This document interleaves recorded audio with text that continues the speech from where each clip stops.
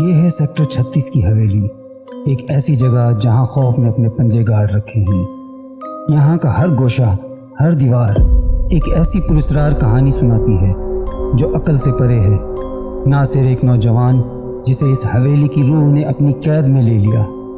یہ کہانی ہے خوف، وحشت اور ایک ایسی روح کی جو ناصر کو اپنے جال میں پھنساتی ہے، اسے بچوں کے اغوا اور قتل پر مجبور کرتی ہے۔ مگر کیا ناصر اس شیطانی طاقت سے آزاد ہو سکے گا؟ جانیے سیکٹر 36 کی اس خوفناک داستان کو، جہاں ہر قدم موت کے قریب لے جاتا ہے اور ہر سانس وحشت کا ایک نیا باب کھولتی ہے۔ سیکٹر 36، کیا آپ اس کہانی کا سامنا کرنے کے لیے تیار ہیں؟ اگر آپ کو یہ کہانی پسند آئی اور آپ مزید ایسی ہی سنسنی خیز کہانیاں دیکھنا چاہتے ہیں تو ہمارے چینل کو سبسکرائب کریں اور بیل آئیکن دبانا نہ بھولیں تاکہ آپ کو ہر نئی ویڈیو کی اطلاع فوراً مل سکے۔ ہماری دنیا میں آئیں جہاں ہر کہانی میں خوف، سنسنی اور رازوں کا ایک نیا جہاں چھپا ہوتا ہے۔ سیکٹر 36 شہر کے ایک گنجان آباد علاقے میں واقع تھا، جہاں دن کے وقت زندگی کی رونقیں اپنی جگہ پر تھیں، مگر رات کے اندھیرے میں ایک عجیب سا سکوت چھا جاتا تھا۔ مقامی لوگوں کے مطابق اس علاقے میں عجیب و غریب واقعات ہونے لگے تھے، جس سے لوگ خوفزدہ ہونے لگے تھے۔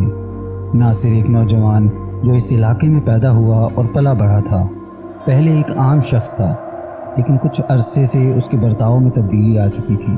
وہ خاموش، سنکی اور لوگوں سے کٹنے لگا تھا۔ اس کا ماننا تھا کہ کوئی چیز اس کے ساتھ چمٹی ہوئی ہے، ایک پرانی روح جو اسے قابو کر رہی ہے۔ یہ وہی لمحہ تھا جب ناصر کا ذہن بدل گیا اور وہ بچوں کو نشانہ بنانے لگا۔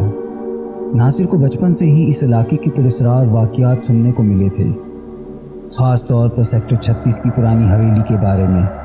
کہا جاتا تھا کہ اس حویلی میں ایک پراسرار عورت کی روح بھٹکتی ہے جو اپنے بچوں کی موت کے بعد کبھی چین سے نہ سو پائی۔ ناصر نے ہمیشہ ان کہانیوں کو مذاق سمجھا تھا، مگر اب اسے ایسا لگنے لگا تھا کہ وہ روح اسے اپنی گرفت میں لے چکی ہے۔ کچھ عرصہ پہلے سیکٹر 36 کے علاقے میں بچے اچانک غائب ہونے لگے۔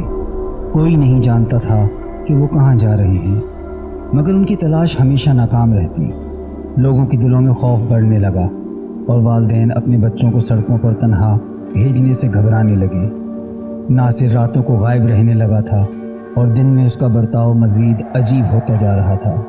اس کا چہرہ پیلا پڑتا گیا، آنکھیں اندر دھنس گئی تھیں اور وہ اپنے آپ سے باتیں کرنے لگا تھا جیسے کسی نامعلوم وجود سے ہدایات لے رہا ہو۔ ایک رات ناصر نے ایک چھوٹے بچے کو اغوا کر لیا۔ وہ بچے کو سیکٹر 36 کی سنسان گلیوں میں گھسیٹتے ہوئے اس پرانی حویلی میں لے گیا جہاں وہ خود بھی بارہا جا چکا تھا۔ حویلی کے اندر وہ بچے کو لے جا کر ایک تاریک کمرے میں قید کر دیتا جہاں سے کوئی چیخ سنائی نہ دیتی۔ لیکن ناصر کو ایسا کیوں لگ رہا تھا کہ وہ سب کچھ اپنے ہوش و حواس میں نہیں کر رہا؟ کیا یہ واقعی اس کا جنون تھا یا کوئی پراسرار طاقت اسے بچوں کا گوشت کھانے پر مجبور کر رہی تھی؟ سیکٹر 36 کے لوگ ناصر کے اس روپ سے ناواقف تھے، لیکن وہ نہیں جانتے تھے کہ جو کچھ بھی ہو رہا ہے اس کے پیچھے ایک پراسرار روح کا ہاتھ ہے جو ناصر کو اپنا کھیل کھیلنے پر مجبور کر رہی ہے۔ سیکٹر 36 میں ہونے والی گمشدگیاں بڑھتی جا رہی تھیں اور مقامی پولیس بھی حیران تھی کہ بچوں کا کوئی سراغ نہیں مل رہا۔ ناصر کے لیے یہ راتیں مزید پراسرار ہوتی جا رہی تھیں۔ وہ خود کو قابو میں نہیں رکھ پا رہا تھا اور ہر رات جیسے کوئی نامعلوم طاقت اسے مجبور کرتی کہ وہ دوبارہ شکار کی تلاش میں نکلے۔ ناصر کی ماں کو اپنے بیٹے کی حالت پر تشویش ہونے لگی۔ وہ دیکھ رہی تھی کہ ناصر کے چہرے پر ہر روز وحشت بڑھتی جا رہی تھی۔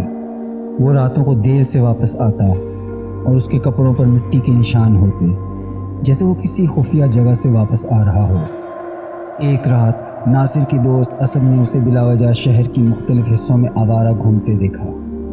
اسد کو یہ سب بہت عجیب لگا کیونکہ ناصر ہمیشہ گھر کا بندہ تھا جو رات کو زیادہ باہر نہیں نکلتا تھا۔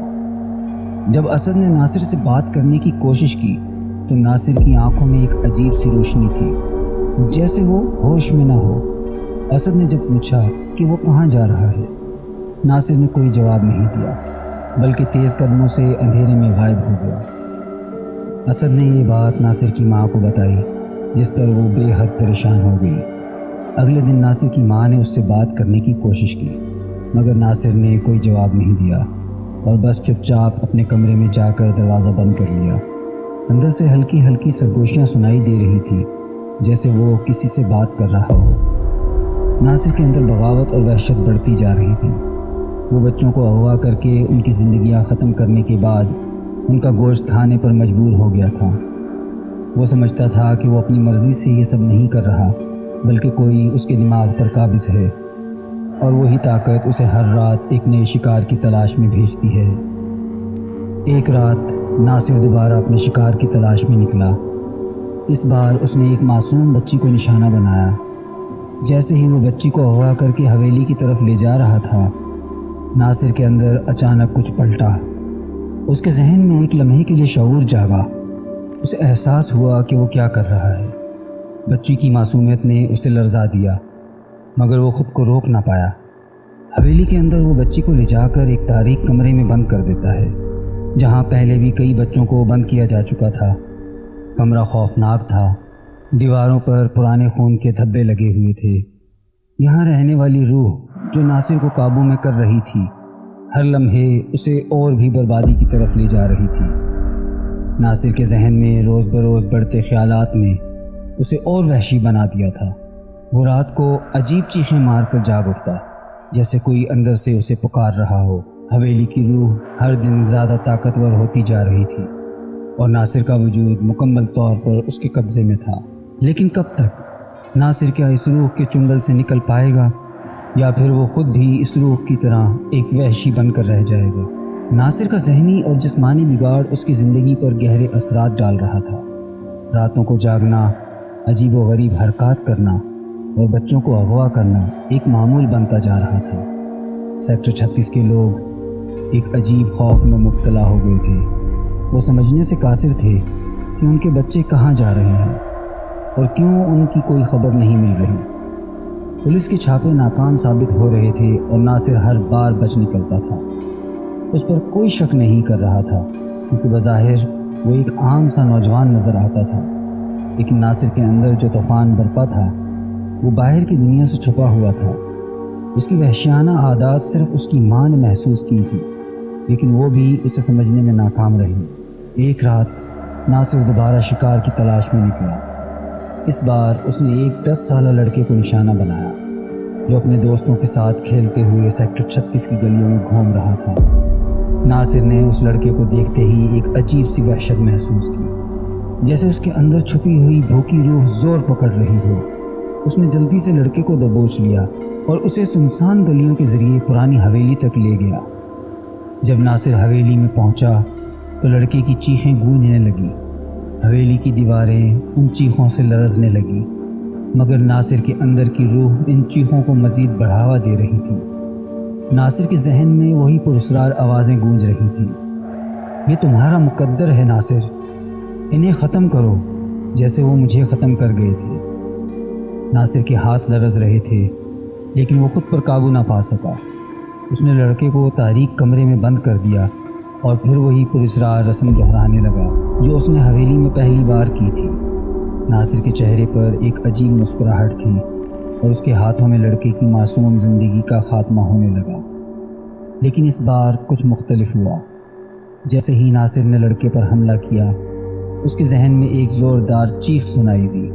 یہ چیخ نہ لڑکے کی تھی اور نہ ہی اس روح کی جو اس پر قابض تھی، بلکہ یہ خود ناصر کی اندرونی روح کی تھی، جو خود کو اس برائی سے بچانے کی آخری کوشش کر رہی تھی۔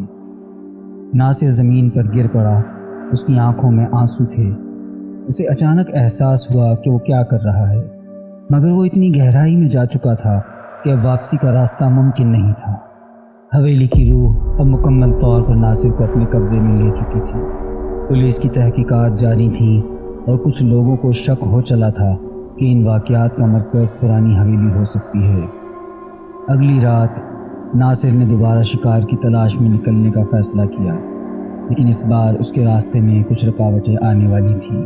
ناصر کے اندر کی کشمکش اور وحشت اپنی انتہا کو پہنچ چکی تھی۔ ہر رات جب وہ شکار کی تلاش میں نکلتا تو وہ اپنے وجود کو کھوتا جاتا۔ اس کے ذہن پر حاوی ہونے والی روح اسے ایک بھیانک راہ پر لے جا رہی تھی اور وہ اپنے عمل کا کوئی جواز تلاش نہ کر پا رہا تھا۔ ایک رات جب ناصر دوبارہ کسی معصوم بچے کو نشانہ بنانے کی تیاری کر رہا تھا تو پولیس نے سیکٹر 36 کے علاقے میں گشت بڑھا دی۔ مسلسل گمشدگیوں اور بچوں کے لاپتہ ہونے کی وجہ سے لوگوں کا دباؤ بڑھتا جا رہا تھا۔ سیکٹر 36 اب شک کے دائرے میں تھا اور پرانی حویلی کی بھی چوکسی ہونے لگی تھی۔ ناصر حویلی سے باہر نکلنے ہی والا تھا کہ اچانک اسے ایک زوردار چیخ سنائی دی۔ یہ چیخ کسی معصوم بچے کی نہیں تھی بلکہ وہی پراسرار روح کی تھی جو ناصر کے ذہن پر قابض تھی۔ اس چیخ کے ساتھ ہی ناصر کا پورا جسم لرزنے لگا۔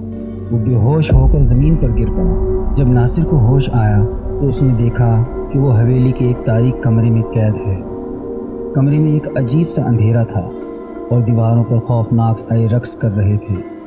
ناصر کو ایک لمحے کے لیے ایسا لگا کہ وہ اس قید سے کبھی آزاد نہیں ہو سکے گا۔ حویلی کی روح نے اب ناصر کو اپنا مکمل غلام بنا لیا تھا۔ اس رات حویلی کی چھت پر تیز آندھی چلنے لگی۔ ناصر کی سانسیں بھاری ہو رہی تھیں اور وہ اپنی جگہ پر جمود کا شکار تھا۔ اچانک ایک پراسرار عورت کی آواز سنائی دی۔ یہ وہی روح تھی جس نے ناصر کو اپنے قابو میں کر رکھا تھا۔ وہ چیخ رہی تھی، ناصر تم بھی میرے جیسے ہو جاؤ، تم بھی ان کی طرح بن جاؤ جو مجھے مار گئے تھے، تمہیں میری بھوک ختم کرنی ہوگی۔ ناصر کا جسم کانپ رہا تھا۔ وہ جانتا تھا کہ اب اس کے پاس زیادہ وقت نہیں بچا۔ یا تو وہ مکمل طور پر اس شیطانی روح کا غلام بن کر رہ جائے گا یا پھر کوئی اور اسے روک لے گا۔ دوسری طرف پولیس کے افسران حویلی کے قریب پہنچ چکے تھے۔ انہوں نے علاقے کا جائزہ لینا شروع کیا مگر انہیں حویلی کے اندر سے کچھ سنائی نہیں دیا۔ مگر جب وہ اندر داخل ہونے لگے تو انہیں محسوس ہوا کہ یہ حویلی کچھ الگ ہے۔ یہاں ایک عجیب سی سردی اور بھاری ہوا کا دباؤ تھا اور اس حویلی پر کسی روح کا سایہ ہے۔ پولیس کے جوان آگے بڑھنے لگے اور اسی دوران ناصر ایک بار پھر اپنی جگہ سے اٹھ کھڑا ہوا۔ اس کے دماغ میں ایک آخری جنگ چھڑ چکی تھی۔ وہ چاہتا تھا کہ خود کو اس شیطانی اثر سے آزاد کر لے مگر وہ اس حد تک جا چکا تھا کہ واپسی ممکن نہیں تھی۔ حویلی کی روح اب ناصر کو آخری حکم دے رہی تھی، آخری بچہ لاؤ، اس کے بعد تم مکمل آزاد ہو جاؤ گے۔ ناصر کے لیے آخری موقع تھا کہ وہ اس خوفناک سلسلے کو روک لے، مگر کیا وہ اپنی انسانیت بچا پائے گا یا پھر وہ اس پراسرار روح کے چنگل میں ہمیشہ کے لیے پھنس جائے گا؟ ناصر کے ذہن میں ایک طوفان برپا تھا۔ حویلی کی شیطانی روح نے اس کے جسم اور روح پر مکمل قبضہ کر رکھا تھا مگر اس کی اندرونی جنگ اب بھی جاری تھی۔ وہ اس عمل کو روکنا چاہتا تھا مگر ہر بار جب وہ خود کو قابو میں کرنے کی کوشش کرتا حویلی کی شیطانی روح اسے دوبارہ اپنے شکنجے میں جکڑ لیتی۔ پولیس افسران اب حویلی کے قریب پہنچ چکے تھے۔ ان کے ہاتھ میں ٹارچز تھیں اور ان کے چہرے پر تشویش کے آثار نمایاں تھے۔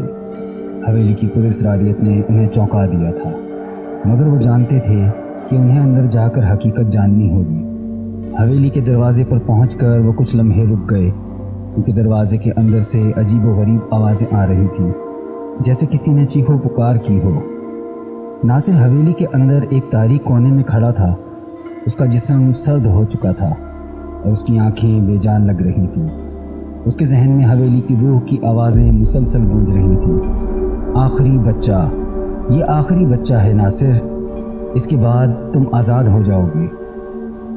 ناصر کا دل خوف اور وحشت سے بھرا ہوا تھا مگر وہ اپنے آپ کو اس شیطانی اثر سے آزاد نہیں کر پایا تھا۔ اس نے باہر نکل کر ایک اور بچے کو شکار بنانے کا ارادہ کر لیا تھا مگر جیسے ہی وہ قدم بڑھانے لگا اس کے دل میں ایک لمحے کے لیے احساس جاگا، میں یہ کیا کر رہا ہوں، یہ میں نہیں ہوں۔ مگر پھر وہی پراسرار آوازیں اس کی سوچ کو دھندلا کرنے لگیں۔ اسی دوران پولیس حویلی کے اندر داخل ہو گئی۔ افسران نے پورے گھر کی تلاشی شروع کی اور ایک کمرے میں ان کی ٹارچ کی روشنی نے کچھ چونکا دینے والا منظر دیکھا۔ ایک کمرے کے کونے میں بچوں کے کپڑے اور جوتے پڑے ہوئے تھے جنہیں دیکھ کر پولیس کے افسران کے ہوش اڑ گئے۔ انہیں اب اندازہ ہو چکا تھا کہ سیکٹر 36 میں ہونے والی گمشدگیوں کا تعلق اس حویلی سے تھا۔ ناصر نے ان کی آوازیں سن لی اور ایک لمحے کے لیے وہ بے جان سا ہو گیا۔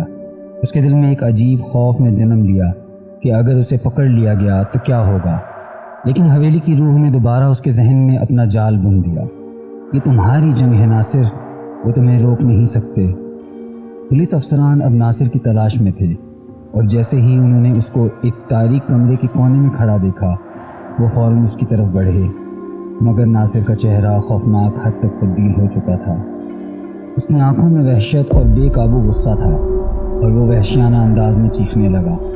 پولیس نے ناصر کو گرفتار کرنے کی کوشش کی، مگر ناصر نے انتہائی طاقت سے خود کو چھڑا لیا۔ پولیس کے جوانوں نے ناصر کو پکڑ کر حویلی سے باہر نکالنے کی کوشش کی، مگر جیسے ہی وہ باہر نکلے، حویلی کی روح کی چیخوں نے فضا کو بھر دیا۔ ایک عجیب سا طوفان اٹھا اور ہر طرف ہوا کے جھونکے چلنے لگے۔ یہ حویلی کی روح کی آخری کوشش تھی کہ ناصر کو بچا لیا جائے، مگر اب دیر ہو چکی تھی۔ ناصر کو پولیس نے گرفتار کر لیا اور بچوں کی گمشدگی کا راز کھل چکا تھا، مگر جو سوال باقی رہ گیا تھا وہ یہ تھا، کیا ناصر واقعی اس شیطانی اثر سے آزاد ہو پائے گا، یا حویلی کی روح ہمیشہ کے لیے اس کے ذہن میں قید رہے گی۔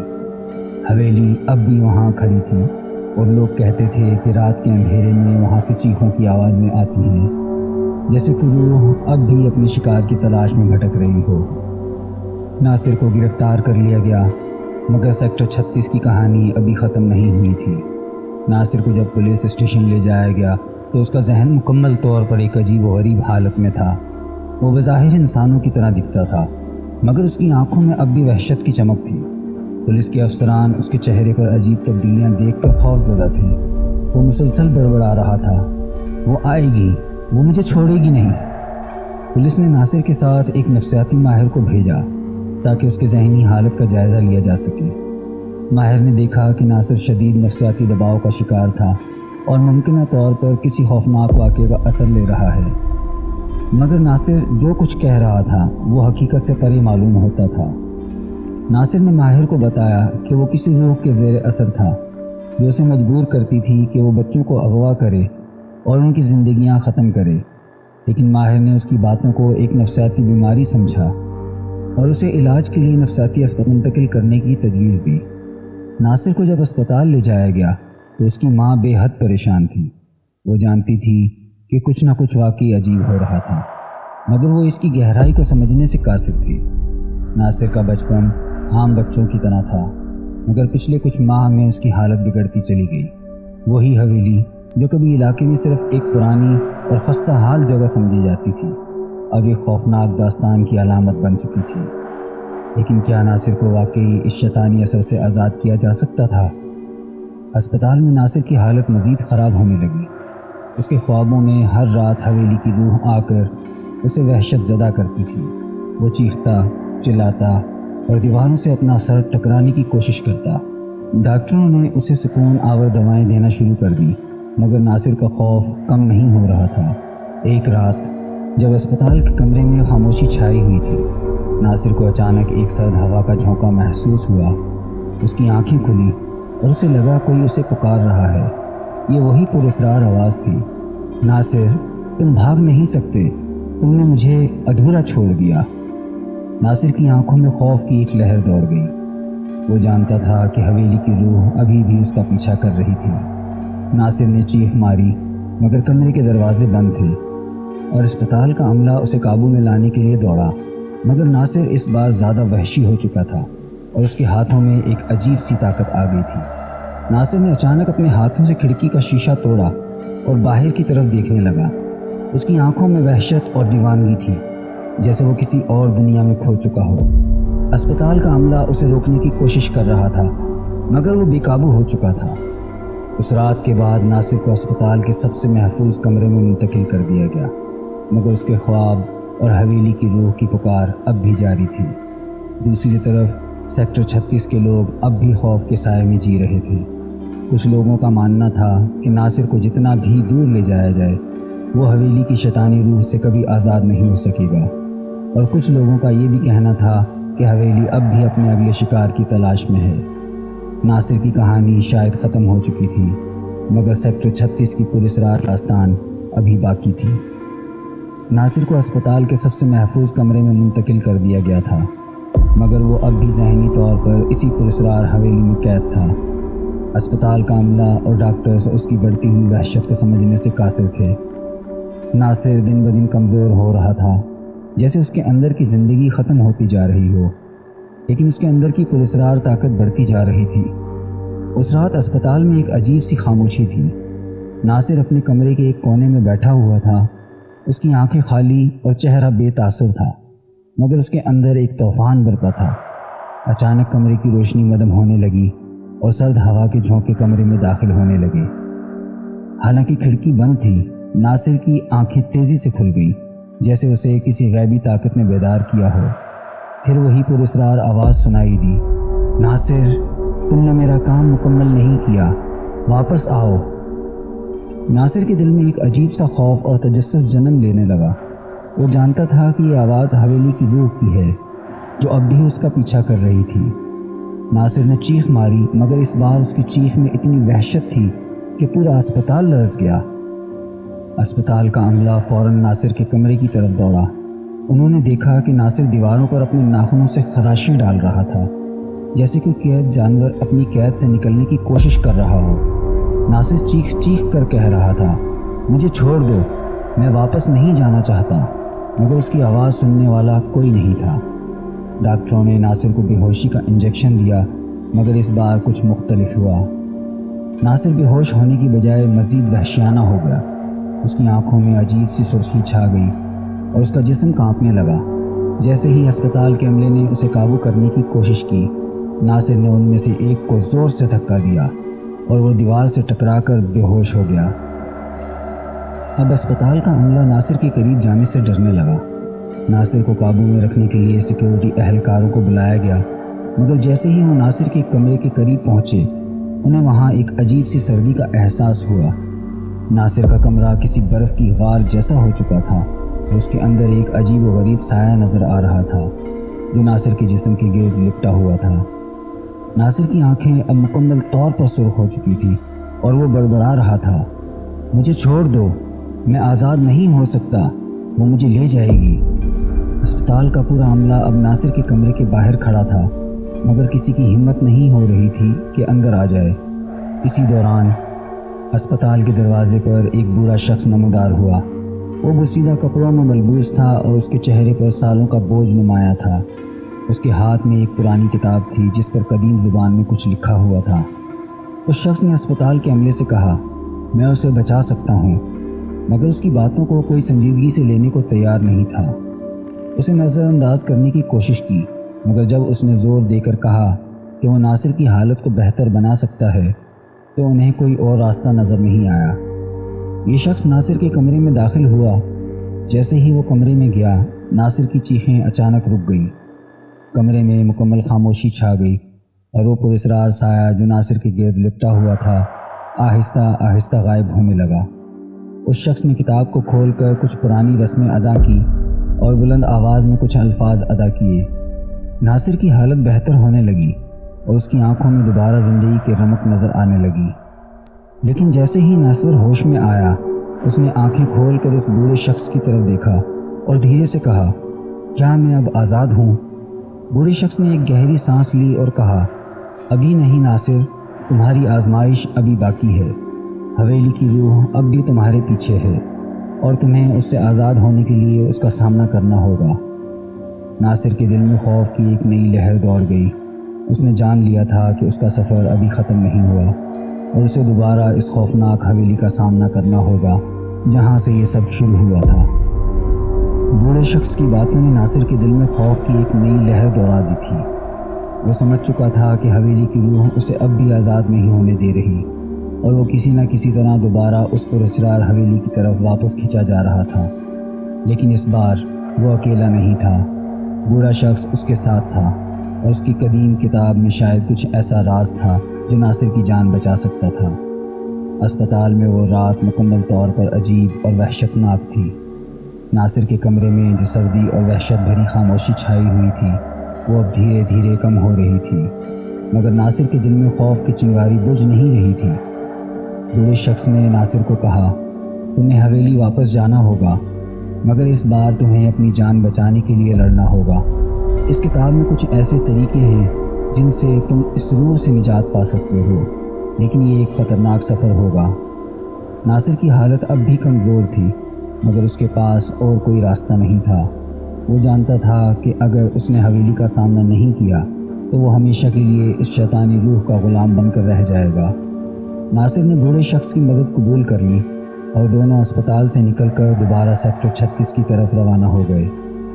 رات کے اندھیرے میں سیکٹر 36 کی ویران گلیاں اور پرانی حویلی اور بھی خوفناک لگنے لگی تھی۔ جیسے ہی ناصر اور بوڑھا شخص حویلی کے قریب پہنچے، ہوا میں ایک غیر معمولی سردی اور دباؤ محسوس ہونے لگا۔ حویلی کے ارد گرد کے درخت عجیب انداز میں جھول رہے تھے اور ماحول میں ایک بھاری پن تھا، جیسے کوئی نہ چاہتے ہوئے بھی وہاں موجود تھا۔ بوڑھے شخص نے ناصر کو خبردار کیا، حویلی میں داخل ہوتے وقت ہر قدم سوچ سمجھ کر اٹھانا، وہ روح تمہارا انتظار کر رہی ہے اور وہ تمہیں دوبارہ اپنے جال میں پھانسنے کی کوشش کرے گی۔ ناصر نے گہری سانس لی اور حویلی کا دروازہ دھیرے سے کھولا۔ جیسے ہی وہ دونوں اندر داخل ہوئے، ایک بار پھر وہی پراسرار آواز گونجنے لگی، ناصر، تم واپس آ گئے ہو، تم بھاگ نہیں سکتے۔ ناصر کی سانسیں تیز ہو گئیں، مگر بوڑھے شخص نے اس کے کندھے پر ہاتھ رکھا اور کہا، گھبراؤ مت، ابھی کچھ نہیں ہوا۔ حویلی کا اندرونی حصہ ویسا ہی تھا جیسا ناصر نے پہلے دیکھا تھا، ویران، سیاہ اور پراسرار۔ دیواروں پر سائے رقص کر رہے تھے اور کمرے کے اندر عجیب سی سردی تھی، جیسے وہاں زندگی کبھی نہیں رہی ہو۔ ناصر کا دل زور زور سے دھڑک رہا تھا، مگر وہ جانتا تھا کہ یہ اس کی آخری جنگ ہے۔ بوڑھے شخص نے کتاب کے چند صفحات پلٹے اور ایک قدیم زبان میں کچھ پڑھنا شروع کیا۔ حویلی کی فضا بھاری ہونے لگی اور ایک خوفناک آواز گونجنے لگی، تم اسے بچا نہیں سکتے، ناصر میرا ہے۔ ناصر کے دل میں خوف کی ایک اور لہر دوڑ گئی، مگر اس بار وہ تیار تھا۔ بوڑھے شخص نے ناصر سے کہا، یہ وہ لمحہ ہے جس کا تمہیں انتظار تھا، روح کا سامنا کرو اور اسے بتاؤ کہ تم اس کے غلام نہیں ہو۔ ناصر نے ہمت جمع کی اور چیخ کر کہا، میں تمہارے جال سے نکلنا چاہتا ہوں، میں آزاد ہونا چاہتا ہوں۔ جیسے ہی ناصر نے یہ کہا، حویلی کی دیواریں لرزنے لگیں اور اچانک ایک سیاہ دھواں فضا میں نمودار ہوا۔ اس دھوئیں کے اندر ایک سایہ نمودار ہوا جو حویلی کی روح تھی۔ وہ سایہ ناصر کی طرف بڑھنے لگا، مگر بوڑھے شخص نے کتاب میں لکھی ہوئی رسمیں ادا کی اور ایک تیز روشنی فضا میں پھیل گئی۔ روح چیخنے لگی، یہ تم نہیں کر سکتے، تم اسے مجھ سے نہیں چھین سکتے۔ مگر بوڑھے شخص نے اپنی پوری قوت لگا کر رسموں کو مکمل کیا اور ناصر سے کہا، یہ تمہاری آخری آزمائش ہے، اسے شکست دینے کے لیے تمہیں خود پر قابو رکھنا ہوگا۔ ناصر نے اپنی آنکھیں بند کی اور اپنے اندر چھپے خوف اور وحشت کا سامنا کیا۔ اس نے حویلی کی روح کو یاد دلایا کہ وہ ایک انسان ہے اور اس کی مرضی کو کوئی بھی طاقت غلام نہیں بنا سکتی۔ اچانک روح کی چیخیں کمزور ہونے لگیں اور دھوئیں کا سایہ آہستہ آہستہ مدھم ہوتا گیا۔ ناصر کے جسم میں سکون کی لہر دوڑ گئی، حویلی کی سردی اور وحشت ختم ہونے لگی اور فضا میں ایک عجیب سا سکون چھا گیا۔ ناصر نے گہری سانس لی اور بوڑھے شخص کی طرف دیکھا، کیا یہ ختم ہو گیا؟ ناصر نے کانپتی ہوئی آواز میں پوچھا۔ بوڑھے شخص نے مسکراتے ہوئے کہا، ہاں ناصر، تم نے خود کو آزاد کر لیا ہے۔ ناصر نے آنکھوں میں آنسو لیے حویلی کے دروازے کی طرف دیکھا۔ وہ جانتا تھا کہ اس کا سفر کتنا وحشتناک تھا، مگر اب وہ آزاد تھا۔ حویلی کی روح ہمیشہ کے لیے ختم ہو چکی تھی اور سیکٹر 36 کی یہ خوفناک کہانی ہمیشہ کے لیے دفن ہو چکی تھی۔